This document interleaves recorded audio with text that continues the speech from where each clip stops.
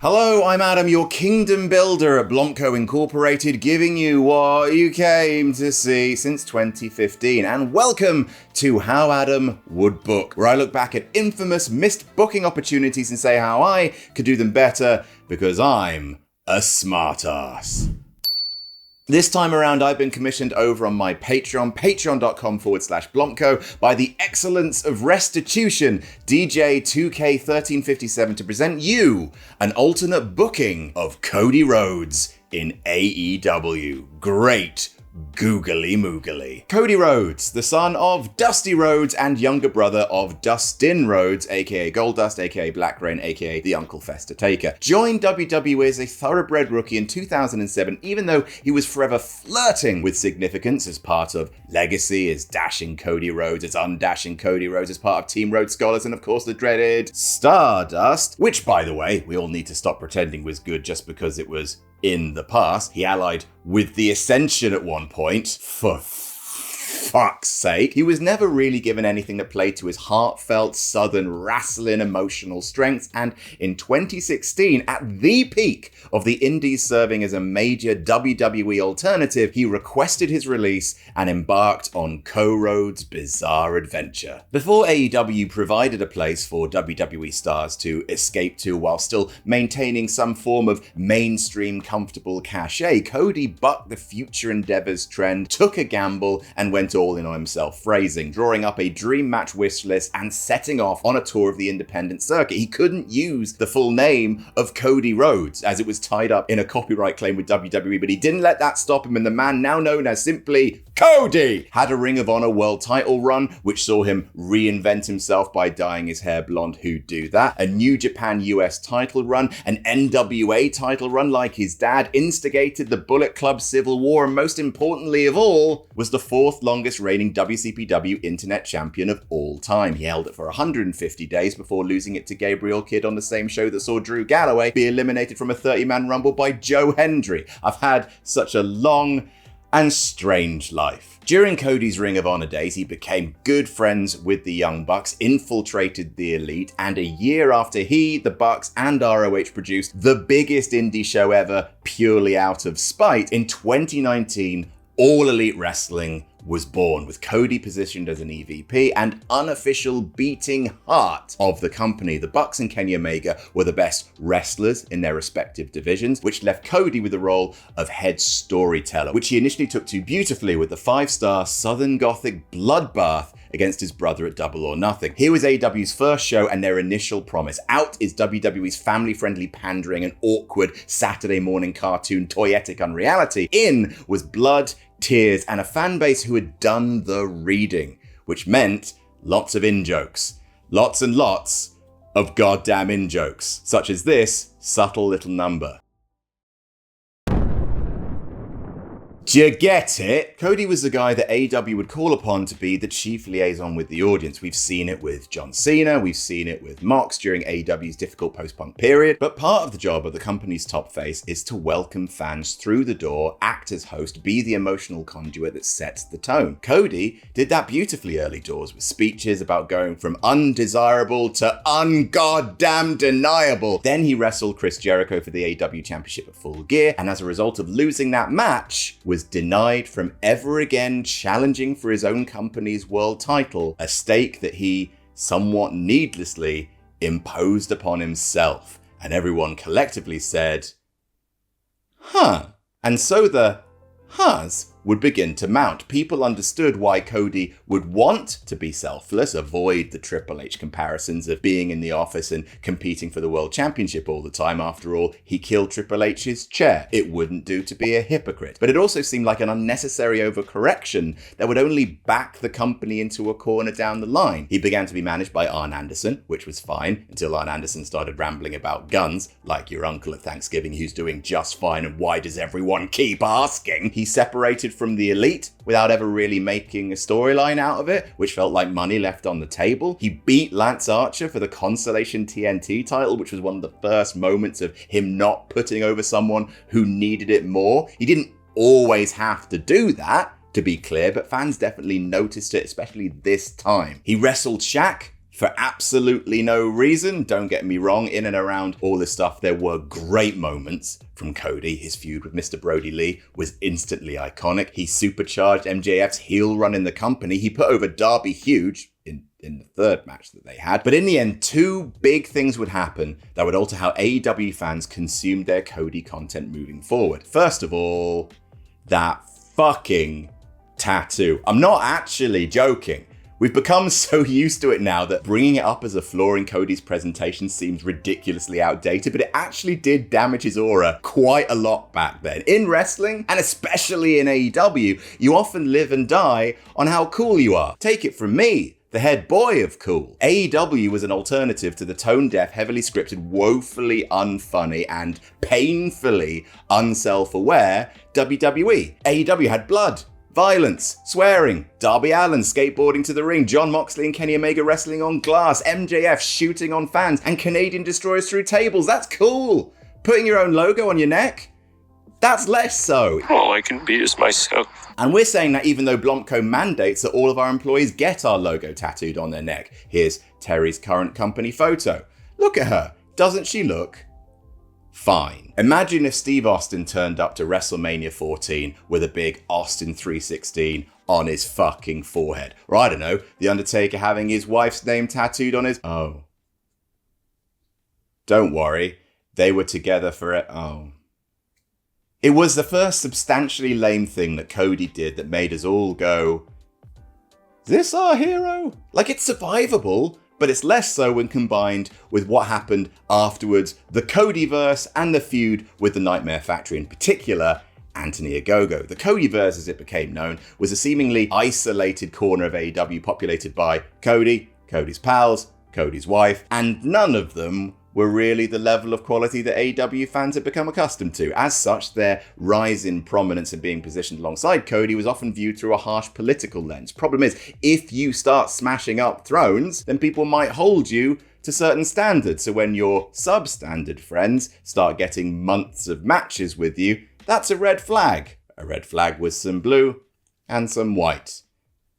It's carved into your fucking neck. After a dent in his cool factor via this, the illusions of jobs for the boys with QT Marshall and the like, then came the ultimate, why do you think we want this? The Anthony Ogogo feud. The widely recognized moment where a big section of the AEW fanbase looked at Cody and said, not this guy. 2021 was one of those times where brazen US patriotism was not a crowd unifying force. Unlike the olden days, where you could staple a flag to a dead badger and everyone in a 10-mile radius comes exactly 50 stars, don't animate that. By mid-2021, the most keenly remembered flag wavers in recent history were the ones being dragged out of the Capitol building. Cody interacting with a black British guy who's making some pretty good points about America and how it has, some problems, telling that guy to basically, if you don't like America, why don't you get out? And then fucking beating the guy. Like, we do get that every single Rhodes is a perpetual wrestling Southern WCW throwback and this is as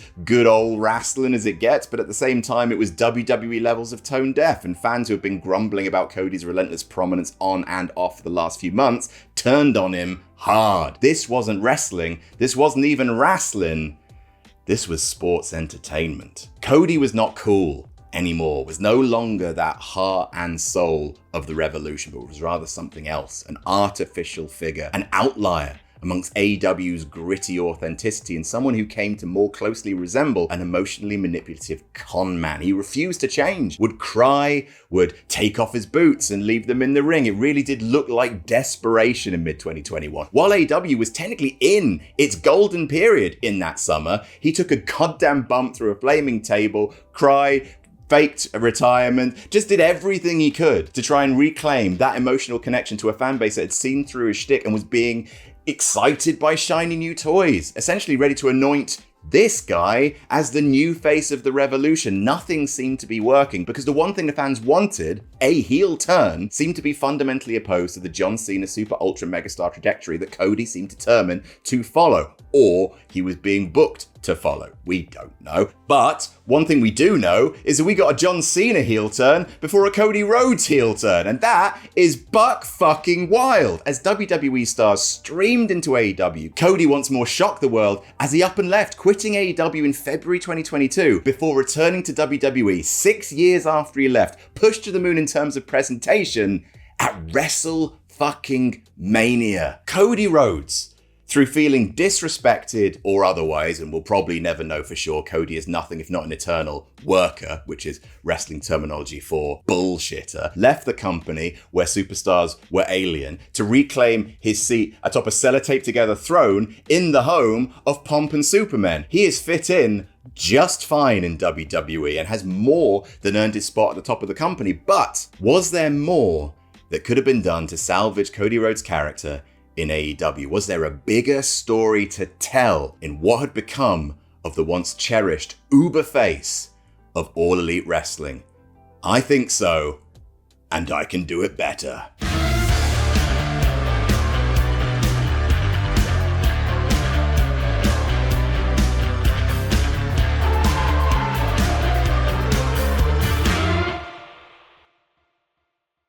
By the way, if you're enjoying this video so far, we have loads of exclusive bookings over on my Patreon. I'm trying to keep these videos as ad-free as possible, copyright claims permitting, and so it really helps to have your support to keep making this stuff. There are loads of really fun videos on the Patreon that won't be released on YouTube. For AEW fans, there's How I Book Kenny Omega coming to WWE. There's also a 3MB reunion, Sami Zayn winning the big one, Shelton Benjamin, a WCPW invasion, and even more than that. Check it out. On with the booking. Let's get the two main talking points out of the way. Talking point number one. I liked the AEW World Championship stipulation at Full Gear. I thought it worked. I thought it accomplished a lot of interesting things very early into AEW's lifespan. And I actually wouldn't have changed a thing. Two, regarding what to do with Cody, yeah, heel turns like that. That is what you need to do. Kinda. So first of all, the AEW title shutout. Less than a year into AEW's life and only 2 months into AEW's weekly TV, their emotional figurehead, the guy who won the NWA Championship at All In, who put on a 5-star match at Double or Nothing, he had been screwed by his protege and now couldn't challenge for his own promotion's top title ever. Kind of brilliant for a number of reasons. First, made for a crazy, fun, unpredictable match. Jericho had just got the title, but surely there was no way they were going to do this with Cody. You made MJF into your top heel overnight in the form of the betrayal, the bit where the fan threw the water on him. My God, it's an amazing heel turn. Cody would dodge Triple H comparisons straight out the gate, and it sets up a big storytelling hook for the future, because logic is only beholden to emotion in pro wrestling. If something feels right, or it feels like a story being told cohesively, then yeah, you can break any rules you want. All it meant is that Cody could never be champion as a babyface. I'm also not going to unpick a lot of the stuff up to and including the Ogogo feud either, because even though I thought that storyline was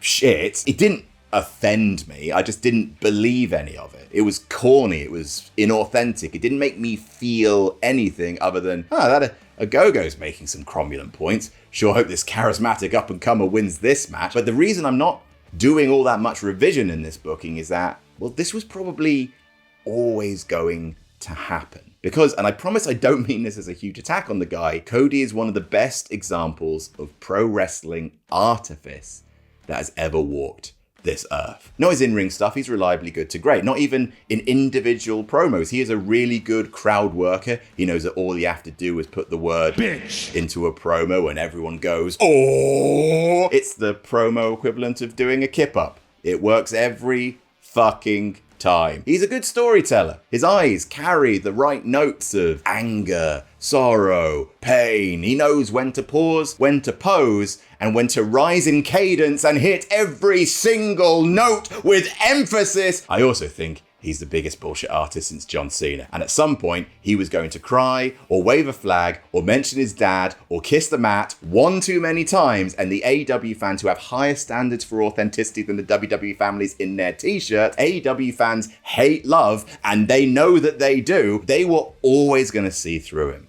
Maybe it's the suits, maybe it's the pitch perfect diplomacy, maybe it's the idyllic family life, including history's greatest ever dog. There's something fundamentally unreal about Cody Rhodes. Even in the documentary called Unreal, everything he says, I'm just nodding along. Good point, you compelling and very charismatic liar. This isn't terrible stuff. To be clear, he is a genuinely passionate standard bearer for the old school, specifically the Southern tears and blood style pro wrestling, and an industry that created that style was run by and steeped in the vaunted art of bullshitters bullshitting. I like Cody as a performer a lot. He's brilliant in WWE because of all of this, not despite it. Families and the mainstream love him because he knows how to work that specific market. But even in Pool of Ex-Palace of Pecs, when the crowd's more interested in something or someone else, they have absolutely no problem booing Cody the vodka salesman. And this can absolutely be an asset if you use it correctly. So yes, I think discontent with AEW Cody, a superstar and a wrestler's world, a product of a time when wrestling was more earnest but also more broad, more corny, more, problematic, let's just say it, and him being unapologetic about that, the backlash was always going to happen, so that's where I'm just going to start. Also, I'm just going to disregard Cody and WWE entirely. Don't worry about the dates and times here, it's a story. Don't worry about it. But if you do end up worrying about it, I have some sensational juice that you can drink. In this particular world, Cody stays away from WWE, stays in AEW for a little while longer. Maybe he might get to WWE in the end. Maybe this will happen.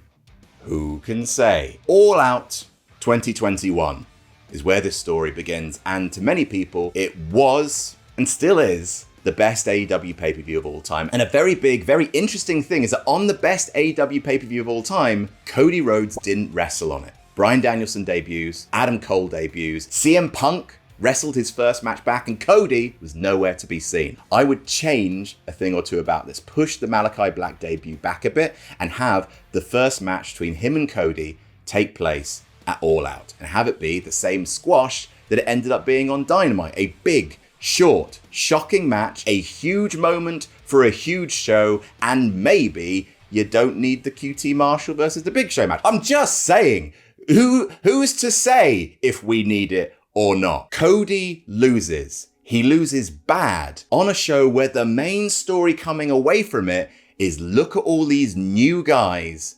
Aren't they great? Instead of doing the odd sort of retirement bit of Cody, sort of leaving his boots in the ring on a random episode of Dynamite, after All Out, have Cody perform a State of AEW address to the crowd, talking about how AEW has never been better. After all, they've just did the greatest show of all time.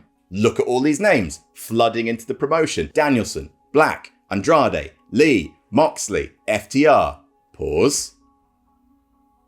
CM Punk. He talks about himself being the guy who built the door that they're knocking on. Now, if people from over there want to come over here, then he should be the first person they face, because without AEW, without Cody Rhodes, you guys coming in, you have no leverage. You have no bargaining. You have no ability to gamble on yourself like Cody Rhodes gambled on himself in 2016. I have earned the right to call myself the gatekeeper of AEW. And these are the specific words he uses. If you want some, come get some. You know it's all about the boom! Fuck! Adam Cole walks down to challenge Cody Rhodes, and a match between the two is booked the next week on Dynamite. Adam Cole's first match in AEW against Cody fucking Rhodes, which Cole wins, of course, due to a Malachi Black distraction. He is beating Dustin Rhodes to a bloody pulp backstage, and Cole capitalizes on this distraction. After the match, Cody is embarrassed and he's furious. The feud between Black and Cody escalates with the involvement of another person who arrived relatively recently, Andrade. Instead of Pac, Cody and Dustin reform the Brotherhood for a pay-per-view match against Malachi Black and Andrade. At Full Gear, instead of beating Black and Andrade for no good reason, the Brotherhood lose, with Dustin taking the pin like a good older brother. However, after the match, Cody helps Dustin to his feet. He initially walks away from his older brother in frustration. Then he returns to help Dustin to the back after all. Just a little something. In the main event of Full Gear, as the Adam Page Kenny Omega match reaches its final chapter, the Young Bucks do run down, but instead of giving the sorrowful nod to Page, they try to interfere, but it's Cody who stops them, runs them off with a chair, clearing the deck for Adam Page to win the title. Couple of reasons for this. First of all, the Adam Page story is the first long-running program in the company, and I think it's a nice touch if all the founders are involved in its conclusion in some way. Finally, Cody is making a cameo appearance in the world title picture for the first time in 2 years. At the same event, he lost his right to compete for it. It just serves to have Cody's part in the landscape of AEW seem a little less separate from everything else. You build a small program going into early 2022 with the Young Bucks, two men that Cody hasn't wrestled since before Dynamite began back at Fight for the Fallen 2019. After a Falls Count Anywhere match between the Brotherhood and the Young Bucks at Winter is Coming, the Bucks send Dustin Rhodes to the hospital, so Cody makes an appeal to Arn Anderson to help him find a new partner. That results in Arn recruiting Bryan Danielson, fresh off losing to Hangman in their mini-series American Dragon and American Nightmare. Bryan tells Cody that some may not recognize everything that Cody Rhodes has done for AEW and for pro wrestling in general, but Bryan Danielson does. And he will team with Cody for a match against the Young Bucks at Beach Break 2022. However, in that match, Danielson blind tags himself into it and pins one of the Bucks after a Psycho knee, winning the match for him and Cody. But instead of celebrating, Cody hits Danielson with the Crossroads and walks away. This was about avenging his brother, but it's also about something else. On the next Dynamite, Cody calls Danielson to the ring to apologize. He's a little unsure of his place these days. AEW is changing really quickly, and look, I just need you to know that in this business, respect is everything to me. So with that being said, and this being wrestling, I would like you to shake my hand. Danielson slaps Cody, the two men brawl, building to Cody Rhodes versus Bryan Danielson at Revolution. Now, you can do the Blackpool Combat Club stuff later. It's fine. Do it on Dynamite. It's fine. It's William Regal. It's fine. He's gonna go anyway. Danielson beats Cody at Revolution, and though Danielson offers Cody a handshake after that match, Cody, this time, slaps Bryan and walks away, despondent. Afterwards, Cody, the returning Dustin, Arn, and Brandy, the Rhodes family, they come to the ring on Dynamite. They have an announcement to make. Cody has felt lost for a long time. He's tried to rekindle some of the early magic with Dustin. That didn't work. He's tried to stand in the path of all the people hopping the fence and coming to AEW now that it's a hot ticket. That didn't work. He's tried everything to get Cody Rhodes back to the point where he could look around this place and recognize it as a company that he belongs in, that he built, where the Cody Rhodes DNA is part of its fucking foundations. But he realizes there's only one thing left to do. He is officially declaring himself once again in contention for the AEW World Championship. The family thank everyone for having made AEW with them, and they smile and they wave, and confetti rains from the ceiling as the Rhodes family celebrate their huge announcement. The next week, we need to clarify this legal situation, so Arn Anderson makes a public statement. He says, I do get it. It's just the contract entered into with Chris Jericho at Full Gear 2019, that was entered into by Cody, a legally distinct entity from the man now known as Cody Rhodes. And it's true, WWE had released the copyright by this point, so he was called Cody Rhodes. After the statement, Cody and Brandy thanked the crowd for always supporting them and for saying, I still care about Cody. Tony Khan announces that the case is being talked over by AEW's lawyer. Sorry, hang on, I should be doing a Tony Khan impression. So the case is being talked over by AEW's lawyers. But in the meantime, Cody Rhodes and Brandy have the following video statement that they would like to make. Shots of Cody and Brandy at home, thanking the fans for always supporting them. Cody takes them on a tour of his house, showing off photos of him in the early days of AEW, and he thanks the crowd for saying, I still care about Cody. And it cuts to a series of talking heads of fans who say, I still care about Cody. I still care about Cody. I still care about Cody. I still care about Cody. I still care about Cody. I still care about Cody. I still care about Cody. I still care about Cody. Me and Blogus still care about Cody. See, this is a central game of heel Cody Rhodes. He never, ever thinks of himself as a heel. He thinks he's popular. He thinks he's the same babyface Cody he's always been, working programs with his family, putting Brandy in a prominent spot, making speeches about building AEW, but shift it just enough so that the audience sees something slightly wrong behind the eyes. And they know that AEW knows that Cody is actually at this point a disingenuous and slightly mad heel. It's worth mentioning that for pretty much every match now, Cody comes out dressed in his all-American Homelander gear, because that's what people love, thinks Cody. They love me because I love America. Arn is dismayed by all of this, but he stays by Cody's side. He's the only one of the family who openly acknowledges with his sad old man face, there's something wrong here. While Cody is smiling and he's waving, flapping his little cape. You love me. You love me. You still care about me. He still wrestles matches like a babyface. He still comes out of his special entrance through the floor. He still enters with his wife for big matches. He's dressed as Homelander, but all of the pomp and ceremony has been twisted enough so that the insincerity is ramped up slightly, enough for the audience and the product to actually feel on the same page rather than at odds with each other, like fans have been used to for so long in WWE, divining their own stories out of the slurry that it gives us, saying, please, we like this bit. And WWE saying, you like this bit?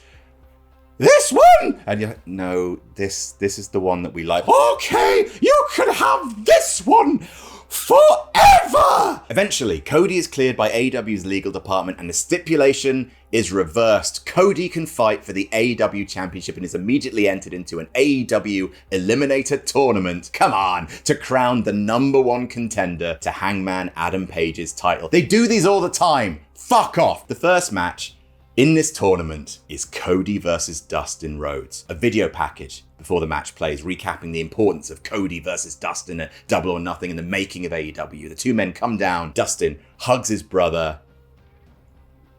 Oh, I think people might really hate this. And then he lays down. Cody covers him. 1, 2, 3. They embrace and they wave to the crowd. It is the exact opposite of the match they had at Double or Nothing. Arn chews the fuck out of Dustin Rhodes for it backstage, but Dustin just says, look, I can't help it. I still care about Cody. Next up in the tournament, Cody Rhodes versus Darby Allin. Another key series of matches in the history of building AEW. Darby is visibly shaken up at Cody's behavior, saying that the two men have faced each other many times, but he's never faced this Cody Rhodes before. Before the match, Cody offers a handshake. Darby reluctantly takes it, and the two men wrestle a technically face versus face contest, but Cody wins after taking advantage of a coffin drop gone horribly wrong. Then he spikes Darby on his neck with a crossroads, and after the match, Cody tries to raise Darby's arm, but he snatches it away, walks off saying, patronizing bullshit. Cody just kisses the mat, points at the sky, a single tear. The final of the tournament is a rematch between Cody Rhodes and Adam Cole, the man who just tried and failed at Revolution to beat Hangman, and the man who beat Cody in Cole's first AEW match. Adam Cole does. Adam Cole, baby! And then Cody attempts a Cody Rhodes, baby! This is fun, he says to Adam Cole. After a back and forth, Cody beats Adam Cole with a roll-up after Cole runs into an exposed turnbuckle that Adam Cole himself set up, and Brandy joins Cody in the ring as confetti pours down around them. They wave to the people and a big banner is unfurled. We still care about Cody. So the main event of Double or Nothing 2022 is Cody Rhodes versus Hangman Adam Page with about a month and a half left to build. The big story is obviously Cody being heel, but also these are two of the founding guys of AEW. Their friendship in the Bullet Club, in being the elite. This whole place was their dream. And Cody says, let's not forget that in the beginning, I was a selfless one. I was the one willing to step aside to build up people like you, like Darby, like MJF even. I'm the one who ran off the Bucks. I'm the reason that you are AEW champion. But what point am I just giving and giving and giving, and no one, not one of the people who parade into this company, do they ever stop to think, was this the dream? Was all this the assembly line of new faces, the endless entitlement of the locker room? This is not the dream. And Hangman responds that he's sorry. He's sorry that Cody thought he could create the promised land for professional wrestling, raise the standard for excellence in this business, and then be surprised that the fans would no longer settle for middle of the road. That, with Bryan Danielson, CM Punk, Adam Cole, Darby Allin, Wardlow, Samoa Joe, Jon Moxley, and yes, Hangman Adam Page, that fans would still care about Cody. Every single person in that locker room knows what you did for this place, but every single person in that locker room also knows your time is up. Their time is now. They are eternal. And you're just stardust. At Double or Nothing, Cody and Hangman shake hands. Cody still refuses to fully, officially admit to himself that he's heel, but he wrestles a far more aggressive style, busting Hangman open and focusing on that head wound. Towards the end of the match, Hangman has Cody down with the buckshot. He prepares for another, but before that, he's blindsided by a punch. A Dynamite diamond ring powered punch from MJF. Cody sees it. He grabs Hangman up for the crossroads. 1, 2, 3. Cody Rhodes is AEW champion, and blinking through the sweat and the haze, he sees MJF handing him the title. MJF kneels next to him and he just says, I still care about Cody. Much like in real life, MJF loses to Wardlow in the first match of the night on Double or Nothing, but instead of going away, MJF instead reestablishes himself as Cody's protege. He sees how fragile Cody has become and knows that he can worm his way back into his good graces. And after being the guy who cost him the title in 2019, he's the difference maker in Cody finally winning it. He becomes Cody's biggest cheerleader, pretending that he's a huge babyface too, that he has had a massive redemption angle. He brings a whole classroom of kids down to the ring to meet their hero. He asks the kids, who's your favorite AEW wrestler? And they name people that aren't Cody, and MJF just fucking freaks out on them, sends them out of the ring until they start saying Cody. Cody has his doubts, but then he forgives MJF and they hug. What a great moral, Cody says, for the children.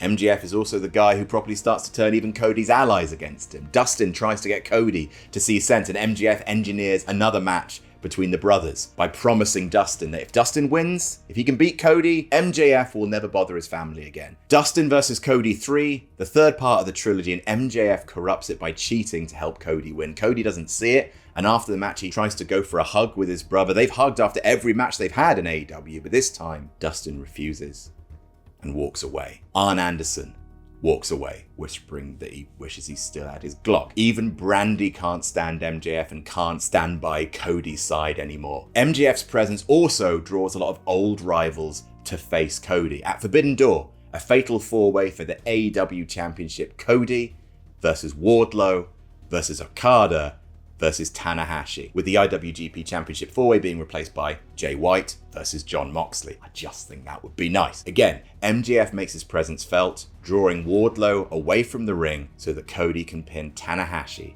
to retain his title. Cody Rhodes comes out on Dynamite. He cries, kisses the mat. He stands in front of a statue covered in a giant American flag. He announces that if his dad could look down on him, he knows that Dusty would be so proud.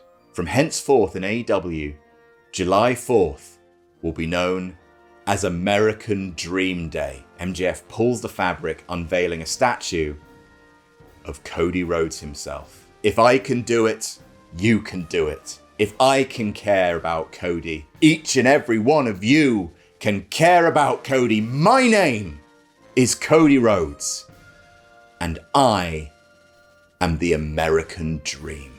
He takes his father's title for himself, thanks to people, and waves. Cody spends the summer touring the statue around America, taking photos with fans, and AEW stages it so all those photos with fans, Cody's smiling and the fans are frowning. All of this, after the summer, leads us to All Out. Chicago, MJF's greatest rival and the perfect foil for this version of Cody Rhodes, CM Punk. All the pieces are in place. Cody's essentially the new Cena. Punk hasn't been anywhere near Hangman, thank Christ. It's the guy who thinks he pioneered leaving WWE against the actual first top guy who told WWE to fuck off. And a year on from his first match, Punk is wrestling for the AEW Championship in Chicago, and the idea of him in his hometown winning that belt for the first time, and not the weird second time after losing it to Moxley like a week or two before, it feels cleaner this way. CM Punk tries to get through to Cody in the build. No one sounds more authentic on the mic than Punk, even though Punk is a Cody Rhodes level bullshitter. Punk tells him that more than anyone, he gets it. He knows exactly what drives Cody Rhodes. No, you don't, Cody says, because when I left the place I thought would be my home forever, I went to the Indies. I went to Ring of Honor. I went to New Japan. I went to every promotion that I could because I love wrestling. You went home to write comic books and sit on your fucking sofa with your ugly dog. My dog is Pharaoh. Your dog is Larry. Fucking what's that about? MJF gets in Cody's ear. He tries to get him to cheat. Look, you're going to need to cheat to beat CM Punk, okay? You're going to need my help. Repeatedly in matches, MJF takes out the diamond ring and asks Cody, please, let me hit your opponent. And Cody says no. Over and over and over again. No, Maxwell. There's a better way. The Cody Rhodes way. Cody's still a dork, but he's actually showing more signs of being an actual true face again, because he's fucking standing next to MJF. All Out rolls around, and in the opening match, MJF wins a contract for a future AEW title shot in a ladder match. The main event, of course, CM Punk versus Cody Rhodes. Punk and Cody go at it. I can't imagine there's any world where the crowd would want Cody to win over CM Punk, especially now that he is this way. And indeed, Cody cannot put CM Punk away in his hometown. The ref goes down, so Cody finally relents. Okay, MJF, get the ring. He finally agrees to cheat, to sell his soul. MJF puts on the diamond ring and then immediately smacks Cody in the face with it. He flips off CM Punk. He walks to the back. Punk is stunned, but he picks up Cody for the GTS and pins him to become AEW champion. MJF explains himself as soon as he had that contract in his hands. MJF knew he was going to be AEW champion. If he was going to beat anyone for that belt, he needed to beat CM Punk. MJF got everything he needed out of Cody. Now he's ready to do it for himself. MJF and Cody feud going into Full Gear, with the stipulation being a loser leaves AEW match. MJF tells Cody that Cody doesn't have a place in AEW. And if Cody's being honest with himself, he never did. Cody tells MJF that all of this, you know what? This is my fault. I'm the one that introduced the poison that is MJF to AEW, so I consider it my job to cut out that cancer. MJF versus Cody at Full Gear, match tagline, end of the road. And the alignments once again are correct. Heel MJF versus babyface Cody, and heel MJF beats babyface Cody to expel him from AEW, and in doing so gives Cody a hero's goodbye rather than just him randomly fucking vanishing. The proper respect and ceremony that he deserves on his way out, whilst also supercharging MJF once again as the biggest heel in the company to eventually run against CM Punk one more time and beat him to be crowned AEW champion. Cody departs AEW in November 2022, then shows up as number 30 in the Royal Rumble. He wins it, and that way, when he doesn't just immediately beat Roman at Mania 39, it actually makes way more sense because he hasn't properly earned it. Lord, that was a long one. I think that's the longest one. I think it is, and that is how I would book Cody Rhodes in AEW, becoming a grim parody of the John Cena's and Hulk Hogan's of this world in much the same way that Homelander is a grim parody of Superman. Lean into the fan reaction, play off what truly makes Cody himself before giving him the single AEW title run that he did deserve, and then send him, once again, home. That is my booking. Thanks once again to DJ2K1357 for commissioning it on my Patreon, patreon.com/BlampCo. Did you enjoy it? What else would you like me to book? Until next time, get back to work. God, I really hope this comes off.